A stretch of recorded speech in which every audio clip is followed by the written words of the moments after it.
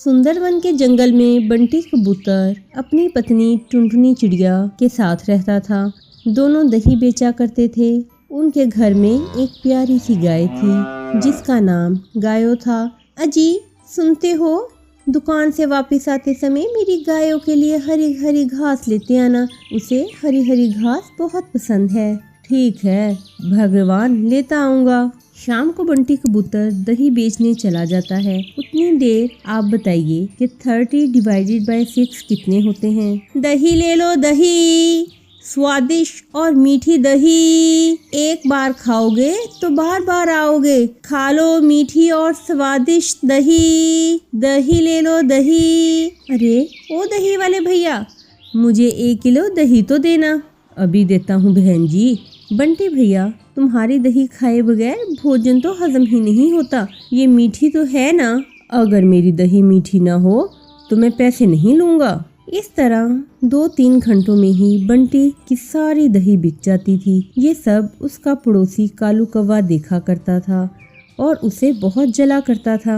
अरे सुंदरी, दही का व्यापार तो हम भी करते हैं, लेकिन बंटी के दही में ऐसा क्या खास होता है जो सारे ग्राहक उससे ही दही लेना पसंद करते हैं। अजी, तुम दूसरों की तरक्की देख देख कर क्यों अपना खून जलाते रहते हो? रंग तो तुम्हारा पहले ही काला है और जलने की वजह से और काला पड़ गया है। अपने काम पर ध्यान दो। जिसकी किस्मत में जितना होता है उसे उतना ही मिलता है। चल भाग यहाँ से, बड़ी आई मुझे भाषण देने वाली। जाके अपना काम कर और मुझे अपना काम करने दे। सुंदरी वहाँ से चली जाती है और कालू सोचने लगता है कि कैसे वो इसके व्यापार को बंद करवाए। अगली सुबह जब टुनटुनी अपनी गायों का दूध निकालने जाती है तो क्या देखती है कि वो गायों बेसुध पड़ी थी। गायों, ओ गायों, तो इस तरह बेसुध क्यों पड़ी है? क्या हुआ है तुझे? सुनहरी के बापू, जल्दी आओ, देखो हमारी गायों को क्या हो गया है।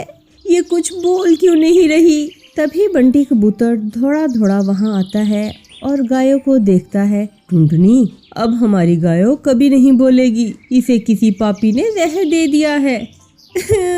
भगवान, ये क्या नष्ट हो गया? मेरी गायों से किसी की क्या दुश्मनी थी? गायों को मारने के बदले वो मुझे मार देता। दोनों पति पत्नी रोते हुए गायों को अपने घर के पिछवाड़े में दबा देते हैं। सुनहरी के बापू, अब हमारा घर कैसे चलेगा? हमारे पास तो इतने भी पैसे नहीं कि हम कोई दूसरी गाय खरीद सके। अब हम क्या करेंगे सुनहरी के बापू? उठो टुनटुनी, उठो, चलो घर चलते हैं। अब सिर्फ ऊपर वाले के हाथ में ही है जो भी है। सारी रात दोनों रोते रहते हैं। अगली सुबह टुनटुनी गायों के पास जाती है। वहाँ जाकर वो देखती है तो उसकी खुशी का कोई ठिकाना नहीं होता। वहाँ पर एक बड़ा पेड़ उग चुका था और उस पर बहुत सारी मटकियाँ लटक रही थीं।